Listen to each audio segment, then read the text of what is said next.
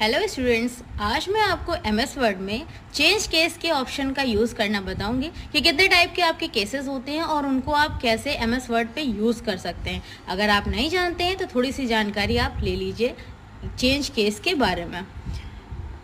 On screen आप देख रहे हैं ये आपका एमएस वर्ड है।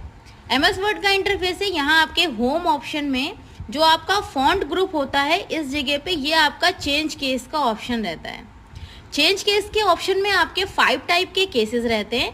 Sentence case, lower case, upper case, capitalise each word और टोगल केस। ये आपके 5 टाइप के केसेस होते हैं। सेंटेंस केस को फॉलो करने के लिए हमें क्या करना पड़ता है, इसका यूज़ क्या होता है। देखिए मैंने इस पैराग्राफ को सेलेक्ट कर लिया है।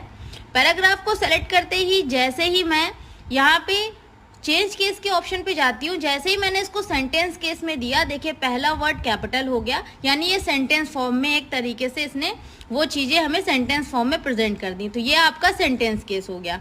इसी जगह पे अगर मैं इसको अपर केस में करती हूँ तो वो क्या करेगा, अपर केस ये आपको तुरंत सारी चीज़ें कैपिटल में प्रोवाइड कर देगा। अपर केस क्या होता है, सारी चीज़ें आपको कैपिटल वर्ड में प्रोवाइड कर देता है। इसी जगह पे अगर मैं यहाँ पे लोअर केस करती हूँ तो ये सारी चीज़ें आपको स्मॉल लेटर में सारे वर्ड्स आपको प्रोवाइड कर देता है।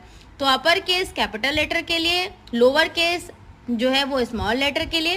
कैपिटलाइज ईच वर्ड का यूज़ क्या होता है, देखिए जैसे ही मैंने कैपिटलाइज ईच वर्ड किया, जितना भी सेंटेंस है उसका पहला वर्ड आपका कैपिटल में हो गया।